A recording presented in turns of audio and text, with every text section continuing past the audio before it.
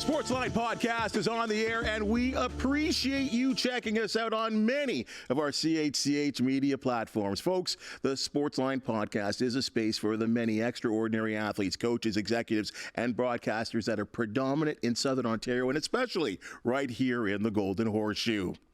From television, closed circuit, radio, and a podcast host, this multimedia individual has become synonymous with horse racing and sports around the world.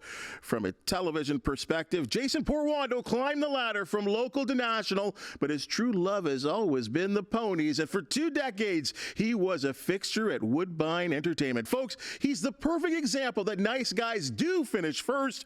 Racing official from the Alcohol Gaming Commission of Ontario. Porty, happy to have you here finally.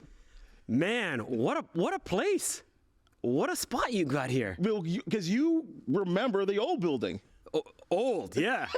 Old building, all right. Yeah, this is, I don't want to say from the outhouse to the penthouse, but you can say it. You're moving on up. You're moving on up. Well, this is nice, man. And we certainly appreciate you here being on the Sportsline Podcast. And as you all know, media has changed so much over the times. And when you were working here at CHCH, everything compressed into a 6 or 7 minute block, and grab a 15-second clip here and here. The Sportsline Podcast, as you know, and you do podcasts as well too. Yep. Just to give you that opportunity to sit and chat, eh? It does. And, a big thanks to you, bro, because I remember back in the day, things were kind of tough, and you gave me that lifeline with this network, and really appreciate it. And you know what? You're still holding it down, doing your thing. Watch you every night. My daughter's right there watching us, and she can tell you every night, 6:40, bam, where are we going? Put on Bubs, and we watch you do your thing. Well, we certainly appreciate that here at CHCH, and certainly I do as well, too. I mean, you and I go back a long time, and we'll talk about that, and to sit here and chat about some of the things that you've done, I've done. Wow, it's amazing to think. But let's just see where you are right now. Okay, yes. Right, where are you right now? I know there's a lot of people right now. They're going, "Hey, there's Porty." Right? What are you up to right now? So other than the podcast spoke of with Donovan Bailey, it's called Running Things with Donovan Bailey. Outside of that track and field podcast, no more broadcasting. So it's a bit weird, but work now for the Alcohol and Gaming Commission of Ontario. So we regulate and govern alcohol, cannabis, gaming, casinos, as well as horse racing. And this is where I come into play because, like you've said, from day one, basically, horse racing's always been a passion of mine. Love the horses. Once it gets in your blood, never leaves. So it gives me a chance to, be a part of a sport and a game that I love. But now I have a chance, Bubs, to affect things on a higher level. Being a steward, being a judge, being a regulator. So we're out there looking after the well-being of the horses, all the participants, the bettors, just making sure that everybody is playing on that level field. And I think because you worked at Woodbine for, I guess over 2 decades and in different stints, that gives you that appreciation, first of all. And I guess people know who you are and what you did. Yeah, I've come at this game from so many different angles. I mean, broadcasting being just one of them, being on the Queen's Plate shows, being a groom, a person that actually worked with these animals, right? So I've got that appreciation, that affection for these equine athletes. And then, you take a look at managerial standpoint. I was also very helpful in terms of management and helping them decide what direction they want to go in. So I felt like I've done everything possible with racing, but now it's at the highest of levels, being, as I said, a regulator, being a racing official. So it's like the perfect combination for me. It gives me a chance to, make a difference on the highest level as talked about. And I absolutely love my job. I mean, not too many people can say they love their job. Love my job. I'm watching horse racing. I'd be doing that every day anyways. So, and I'm getting paid to do it. And, that goes back to what your mom and dad told you and what told me. And I think what you'll spread to your daughter as well, too, because, there are days where it's like, I don't want to do this today. Yeah. But, you think about it, that if you were to walk away from what you did right now, the stack of resumes that would be available, that would be there within a 24-hour period to take your job is amazing. And I think it just gives you that appreciation. It does. And you know what? It's hard work. Don't get me wrong. It's not easy. It's like being a referee. So no matter what call you make, somebody says, "Oh yeah, great call." Somebody says, "No, you're an idiot." I know what it's like. I still play soccer on Sundays. I yell at the referee all the time. So it's a thankless job, but you have to realize realize it comes to the territory. You got to be like Teflon and just let some things slide. You know, you just got to realize people are angry. People are going to be angry. I mean, there's anger that's part of the game. The blood's boiling. Athletes are going to say things they may not necessarily mean.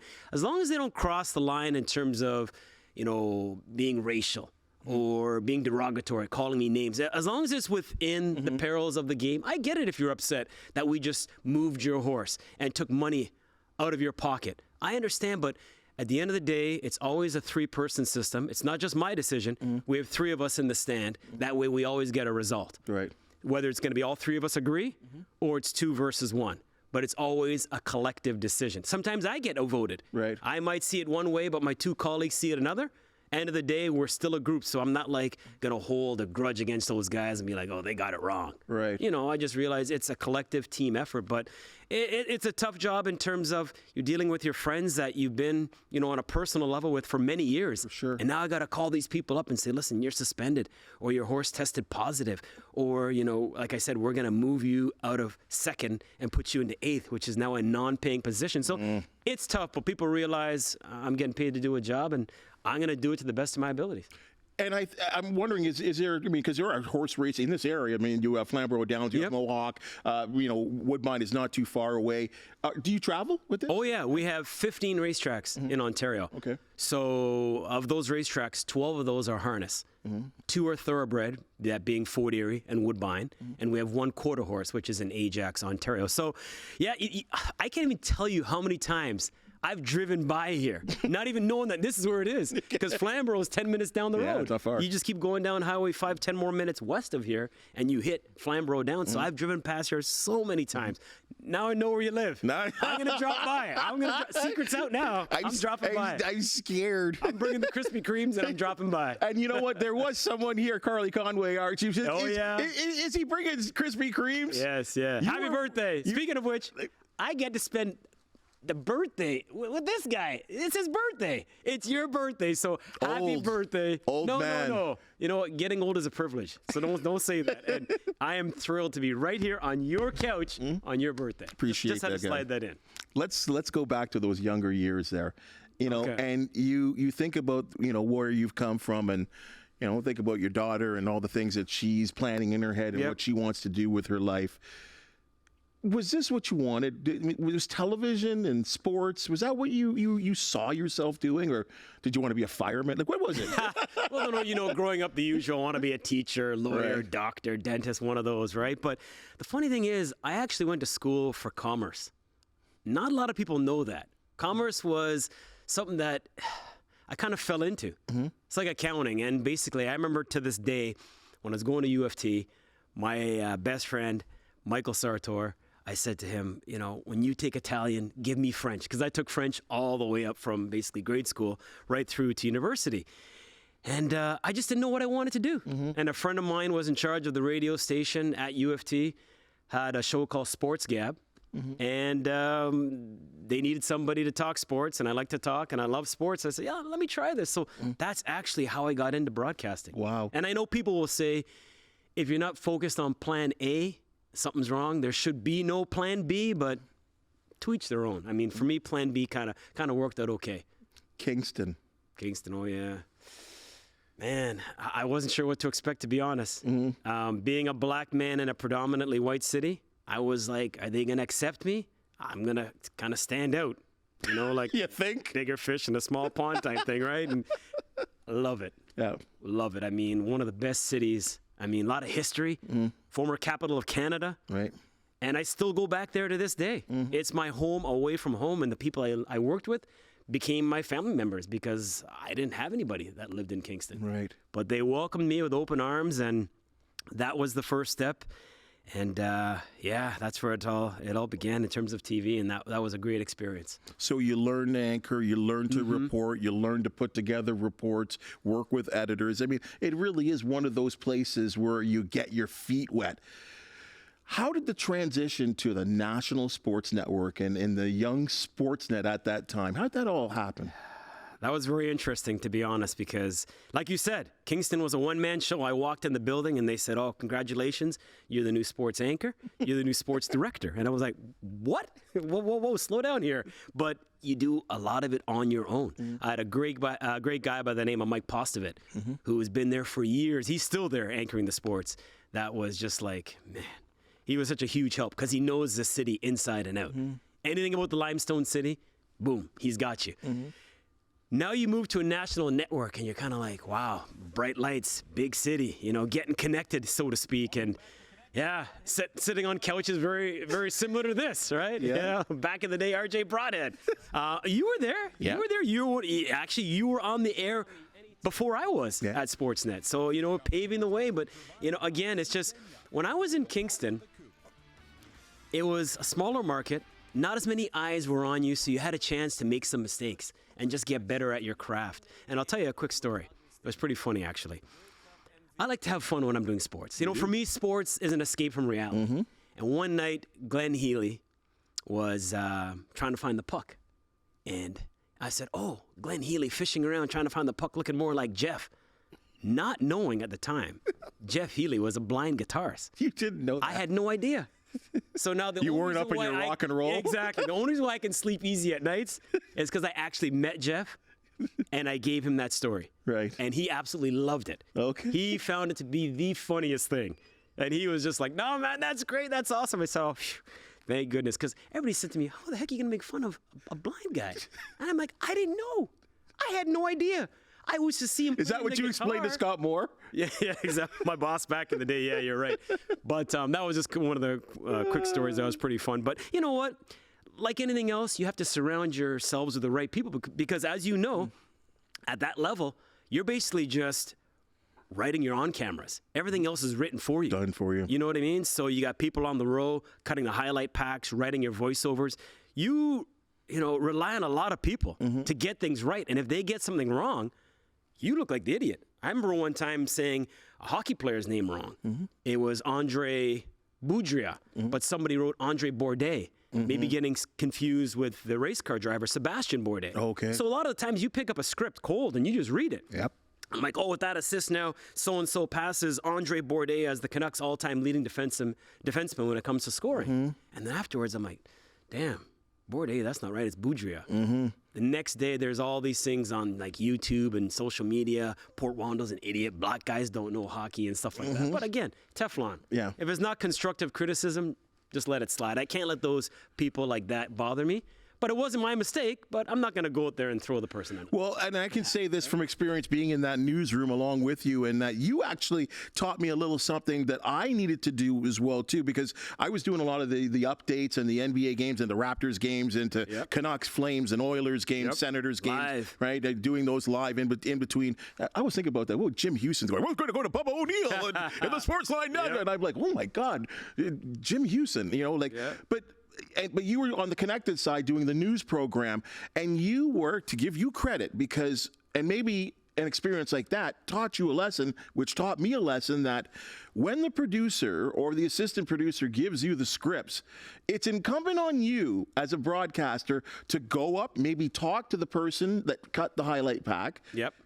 Read the script along with the highlight packs. Right. This way, you have that trust to go to air. It's a huge lesson. 100%. Preparation's the key, bub. I don't care what you're doing in life. If you are prepared, the results will be there. Because, I mean, if you have the time and the game's over early enough, you can go watch those highlights. You can figure out how to say somebody's name, because nothing worse than getting a name. You pick up the script and you're like, what? Cold. You know what I mean? Cold. And you have no idea, like, I remember saying names 3 different ways. So one of the 3 times, hopefully I'm actually right. But I would go and listen to the broadcaster and listen to say, how that person said that name. Tennis is obviously a big one for names. Huge. Right? You get some names, you're just like, what the heck is that, right? But yeah, if you can be prepared, a lot of the times, the games are happening as we speak, and you just pick up the script and you just start going at it. But if you can, being prepared. I mean, people used to laugh at me going, oh, seriously, you got to pre-read your scripts? I'm like, yeah, I want to be prepared. You do you, I'll do me. Right. You know what I mean? And I got to the point where, sometimes I wouldn't have my scripts up there. And to me, that was the fun part, though, when things would go wrong. Because that's when you earn your money. That's when you got to start treading water. Until they realize, he's in trouble here, so we got to get him to where he needs to go, right? But, yeah, prompter guy falls asleep. Exactly. It happens. It happens, right? It happens, right? So you just keep talking, and eventually they're going to be like, he's not going by the script. Oh, wait, the script's not in the right spot. And then you move on. But, yeah, no, that was a really good job, and I got to give a lot of credit to Scott Moore because he kind of handpicked me from Woodbine and brought me over and gave me that opportunity. I don't care what you're doing in life. All you can ask for is an opportunity. A lot of people don't get that opportunity. It can be really good in whatever craft it may be, but for whatever reason, they don't get that opportunity. As long as you get that chance, that's all you can ask for. Well, I'm with you. I mean, you can say whatever you want. I mean, as you said, everyone's got a critic or whatever, but Scott gave me opportunities that I know a lot of broadcast associates at that time never got. And, some were critical of it or whatever, but I know I'd had some experience going into that job doing on-air stuff here locally and in our area. So I always felt a little more comfortable than I think many others. And I think those days were really interesting for both of us because it was, and I was talking to John Horn, if you remember John Horn, 100%, here just yesterday, and he was kind of in the same position coming over from Vancouver. There was I don't know how to explain it, and I think only you had to be there. There was a chemistry, there was a attitude, there was an emotion in that newsroom, no matter what level that you were at. Right. Maybe it was because I think that we were number 2 behind TSN. Right. We always wanted to work hard, and we always wanted to do well, and we all looked after each other. And you think about, and I think the best part about it for me is, and you're a perfect example of it, Horn's another example, Kevin Foley, they think of all these people that got opportunities there and are doing great things today. Oh, yeah, for sure. Opportunity, right? And you have to make the best of that opportunity because you don't know when they're going to come along and maybe few and far between. So for me, jumping on that opportunity, and you're right, a lot of people have gone on since Sportsnet to do great things. I don't want to say bigger and better because we often use that phrase, but the grass isn't always greener on the other side. But to me, it's kind of how you mow that grass. And for me, it was a great opportunity. It was a run that was second to none. I got to meet a lot of great people. Still have a lot of good friends there. It gave us a chance to meet. And I look at some people are still there. Yeah. Brad Fay. Yeah. From back in the day. Very beginning. You know what I mean? He's still there. And you think about Jamie Campbell still there doing baseball. Hazel May. She trained me on the morning show. So, I trained her on Sportsnet Radio. There you go. Right? There you go, right? Crazy. So it all comes full circle. But yeah, those are the good days. And yeah, you're on the bigger stage, more pressure to perform. Like I said, when I was in Kingston, not everybody saw what I was doing. It gave me a chance to make some mistakes and, just get better at what I do. And you know what? Do I miss it? In a way, but it served its purpose. In that time, your story is like there's like threads and needles that go in between each other. Because in that time, there was also the Woodbine job previous to you getting to Sportsnet. Then you kind of went back there.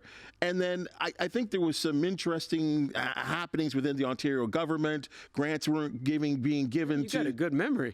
Yeah, it's what I remember to the Woodbine Network. Yeah. And then you were forced, in this position that, media people get in every once in a while, where you had to kind of look for something to do, right? And then you ended up here in Hamilton. Yes, exactly. And this goes back to you, throw me that lifeline because, you know what? When I had left Sportsnet, I had a non-compete. So with that, I couldn't work anywhere and do sports. So originally coming here and doing, some news and then eventually getting into sports. But, man, CH, I had so much fun working here. And it's great to see a lot of the family still here, a chance to do the morning show, oh, man. You gave away a car. Getting up that early to give away a car. Oh, yeah. You know what? Only 2 things can get me up early. Golf?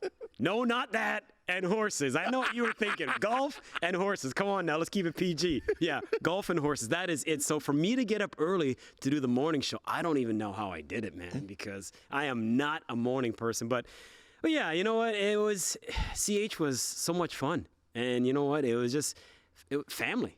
Yeah. It was family. And you're right, because there was a time where I was at the racetrack, then I had left, then I was back at the racetrack, then I had left, and I was, so I'm a perfect example. You talked about the needle and the weaving, knit one, purl two. I don't know if you're into crocheting or whatever it's called. Not really. It's not a bad thing, actually. Put on your thimble so you don't stick yourself. But yeah, always leave on good terms. I'm a perfect example of that. That's because you just never know where you may need to go back one day. So some people are just kind of like, whatever, the hell with you, I'm out of here. Because I have a saying, the same people you pass on the way up, same people you pass on the way back down. So treat people good. I don't care if you're the CEO or if you're the custodian. In fact, the custodian is more important than the CEO because the custodian's keeping the place clean for us, right? That's right. The CEO is just part of C-suite, right? They just enjoy their living. But yeah, I always try to, leave on good terms because you just never know. And this is a perfect example because I actually had left here. You remember that? Mm-hmm. And then that's when the Slots at Racetracks program actually fell apart at Woodbine. And I came back here. Mike Catrice, back in the day. Come on back. I could have left here and said, I'm out of here, man. I don't need this anymore.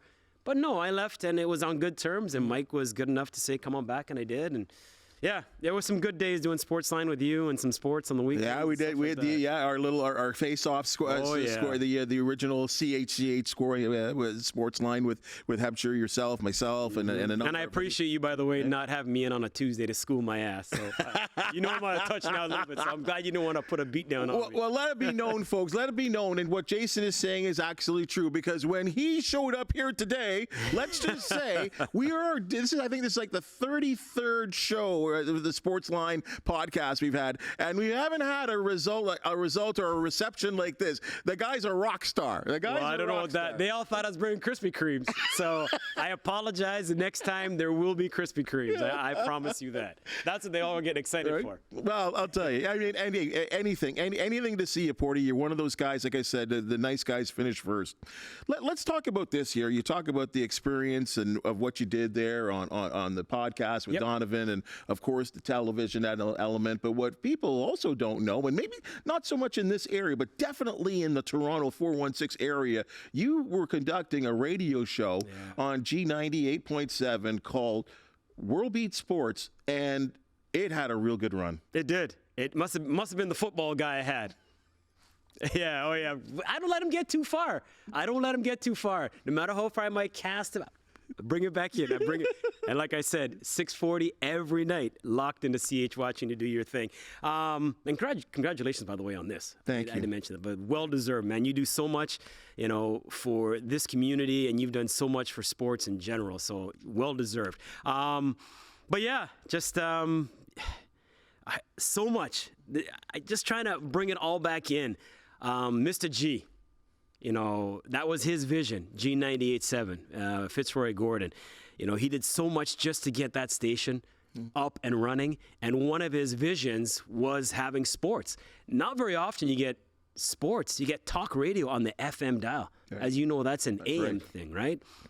But there we were, 10 till 12 every Saturday. And, being part of the Caribbean community, your background, Trinidadian, mine being Jamaican and Cuban, of course, Canadian. I tried to deliver something that you couldn't get on the Fan 590 or the TSNs. I would still cover, as you know. Yep. You and I did football, CFL, NFL. I still did hockey, still did baseball, still did soccer, did the regular sports. You developed so many contacts from Sportsnet. Exactly. Right? And so many good contacts. Yeah. Basketball, obviously, being huge as well. Sherman Hamilton, as well as Jonesy. Paul Jones, exactly, being part of those broadcasts. But, for me, I wanted to make sure I reach out and give the public something they couldn't get on those stations. So I did cricket. Mm-hmm. I did track and field. Those are things that were those were staples. Mm-hmm. Horse racing. Mm-hmm. Because those are things you couldn't get on those other publications. So it was a great way to reach out to the black community and give them something they weren't able to get on the regular station. So, and again, shout out to you because, we had a lot of fun doing football. I remember my first show, Eric Dickerson was on the show. Very first show, and people were like, damn, you're setting the bar kind of high, aren't you? What are you going to do after Hall of Famer, Eric Dickerson? And I actually had him on because I'm pretty sure he still has the single season mark in terms of rushing yards. I remember somebody got really close Yes. And I had him back on the show, and he was actually shopping with his daughter in the grocery store, and people were giving him updates. Oh, he's 20 yards away. Oh, he's 10 yards away. And he's thinking, oh, man. As much as he wanted somebody to break it, he didn't want somebody to break it. Who does? Exactly. Exactly. Don't tell me Gretzky wants his record, the Ovechkin, of all people, to break his record. No way. I don't buy Gretzky. it. He'll do the classy thing. I mean, that's just what Wayne Gretzky is the man. He is. I mean, I understand it's hard to compare people from different eras. I get it, because there's always that LeBron Jordan thing, and you just can't. When it's different eras, you just can't. But Gretzky, you think of like getting to 100 assists, for example.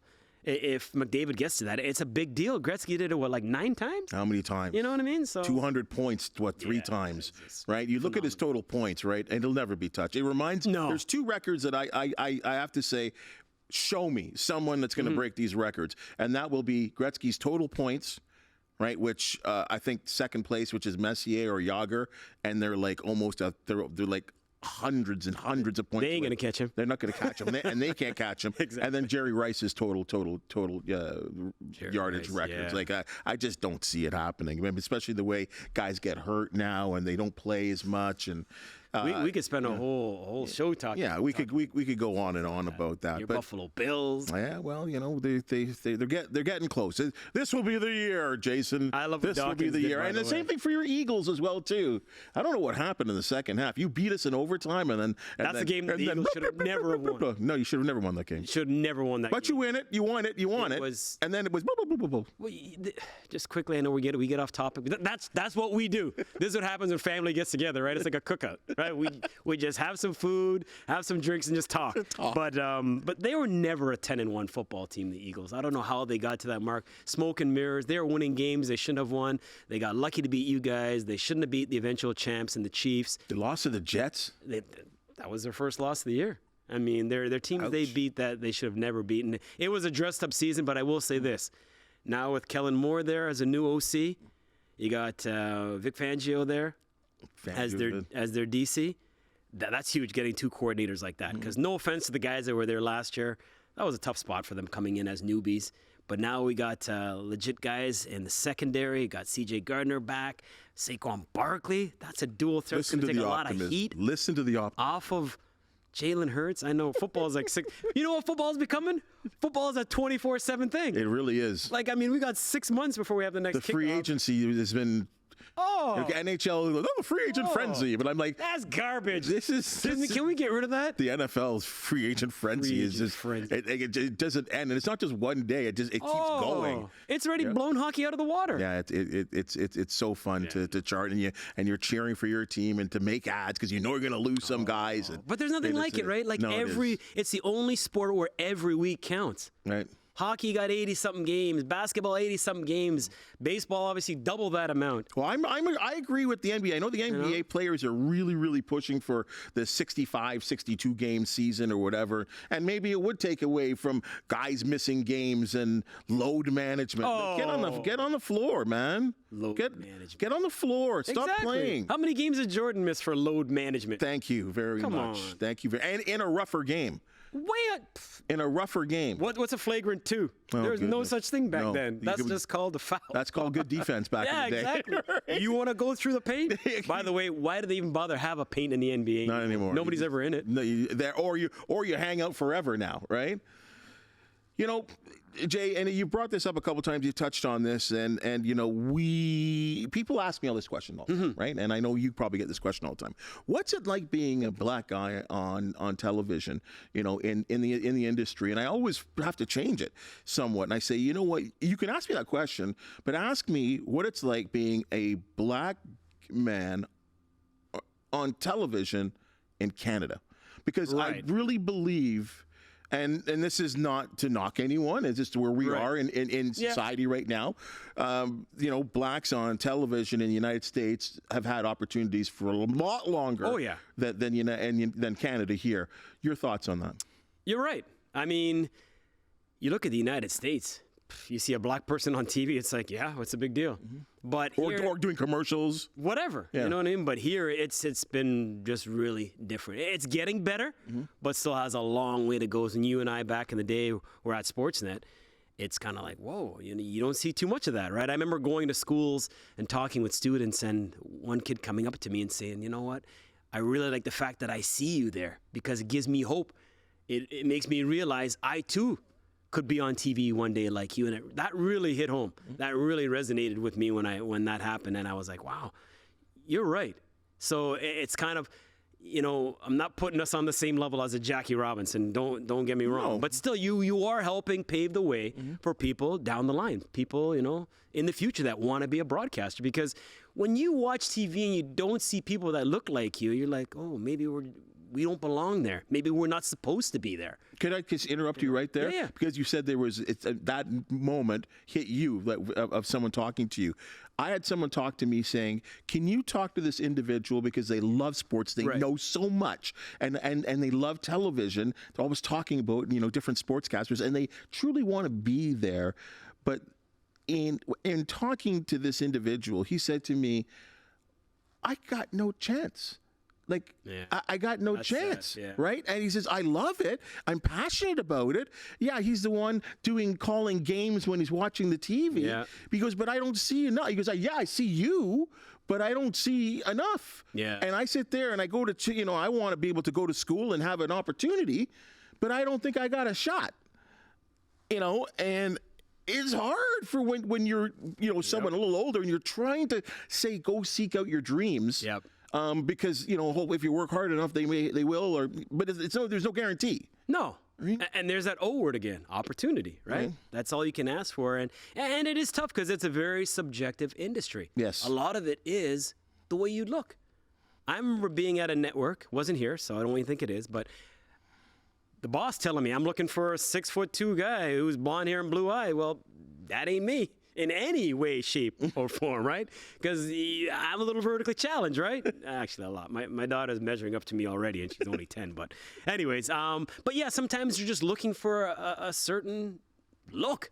And if you don't fit that look, not going to happen, right? So that's not the way it should be, but I get it. That's just life, and I'm not saying it's just happening in TV. It can happen in any walk of life where they're looking for a certain person, and you may not fit that role, or they've got that person already, that quota, and they don't want anymore, right? But you're right, it is tough. I mean, what do you tell somebody like that? It's rough, because sometimes people have that preconceived notion, right? That's not the person I'm looking for. You could have somebody come in that doesn't have the look that they're looking for, and somebody come in with a suit on and, clean shaven and briefcase and whatever else, that person will get the interview before the other person. And the other person might be better, but it's just because of the way they look. So it's not right, but as a good man once said to me, don't be bitter, be better. It's so true. That's Jack Armstrong, by the way. Jack Armstrong, wonderful man. Yeah. Anyone that has gotten to know Jack, wonderful, wonderful man to the core. And I mean that outside of basketball, and you know that as well, too. Yeah. And it's funny to me, some of the things that you kind of have to fight through. And I have a feeling you might have heard this saying, too. You don't sound black. Oh, I don't know what that means. What exactly? I don't know what that means. Like, should I be rapping? You know what I mean? Yeah. Would that help? But I know what you're saying. I've had people say that to me too. They're like, wow, you enunciate, you're articulate. You don't sound like somebody from the hood? Is that what So I understand what you're saying. Again, there's that preconceived notion about the way somebody should sound, right? Like, how does somebody sound black? How does somebody sound white? How does somebody sound Asian? Whatever. I don't know. But yeah, I know. That's just... And again, you're in a position, Bubs, where you're in the spotlight. You're going to have to realize people are going to be rude. People are going to be mean. That's just the way it is. And now it's even worse because... back in the day, social media wasn't around. So people just can't reach out and touch you the way they can now and say whatever they want. But again... And blind. You don't know who they are. Exactly. A lot of these people hide behind whatever. And I mean, even the job I do now, sometimes they call us a 3 blind mice. They make fun of us because they say we made the wrong call. And it's like, but that's part of the job. I'm not going to go back and be like, who is that? Come up here and say that to me. I'll show who made the wrong call. No, you know what? You're entitled to your opinion. Am I going to say that we get every call right? No official gets every call right, but that's just part of life. Sometimes you're right, sometimes you're wrong. You do the job to the best of your ability, right? And people have their say, and everybody's entitled to an appeal. We get a lot of appeals, and we go to court, and sometimes they win, sometimes we win. But I will say this: as much as they want to say whatever about referees, there are no sports without referees. There's no doubt about that. Because we've had a Foxcroft on this show already, right? Oh yeah. Right, and you know about the Foxcroft, the whistle, and and you do talk about this, and I'm proud now, to this day when I turn on the TV and I see a Kayla Gray and I see a Donovan Bennett, and and doing more than just talking. He's producing features and winning awards, and I don't take any part of that, but I do say, Andrea Case. I mean, in the news, there are people out there that Franklin. Jermaine Franklin. Like, there's an increased amount right now, and some would say that these were forced hires or whatever. But again, let's go back to your word of opportunity and show that not just blacks, minorities of all types, and we're beginning to see that more in Toronto stations, and it's starting to spread. And I like to see the fact that right now at TSN, when you turn on their Sports Center program, there's more women anchors than men anchors, right? So there has been, it's slow, maybe not as quick as we'd like, but I'd like to see that there's progress. Oh yeah, and some of those ladies making more money than the guys, which is great to see. Yeah, why not, right? And you're right. I mean, I don't want to have somebody of color there just to say you have somebody of color, because chances are that person may not be ready for that opportunity, and they're kind of set up to fail. I want you to choose somebody because they're good at what they do, and they just happen to be of ethnicity. Have an ethnicity, not just white. They could be anything.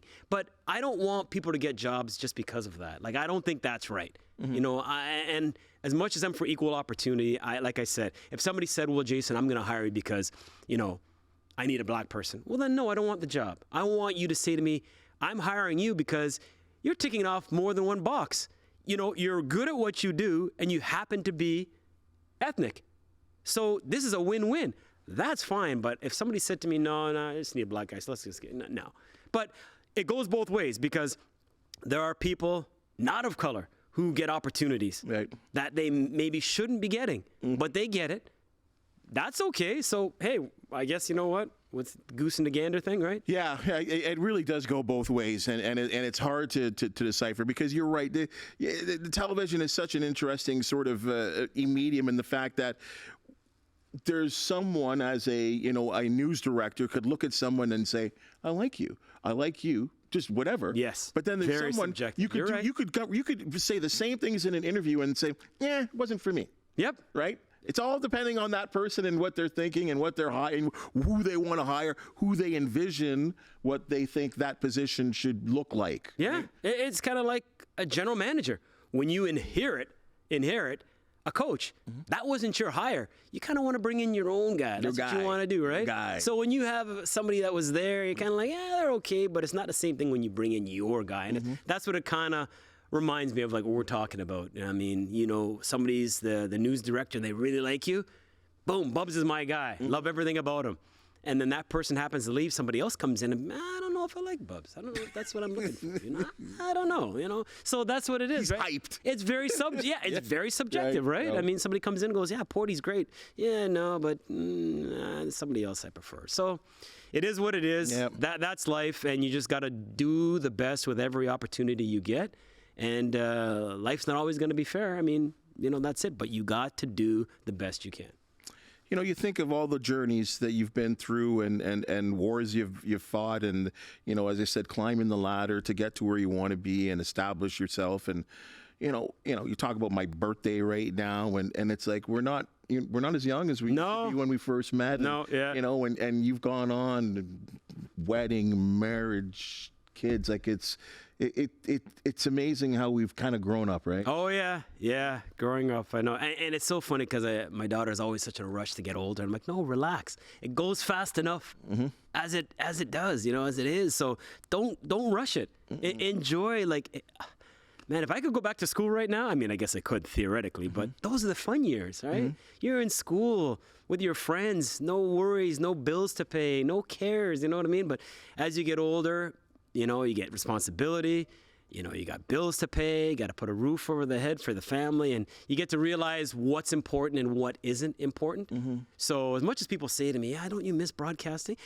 Parts of it I do, but now with this job, I've got way more family time. And is this job stressful at times? Sure it is, but it's so much fun.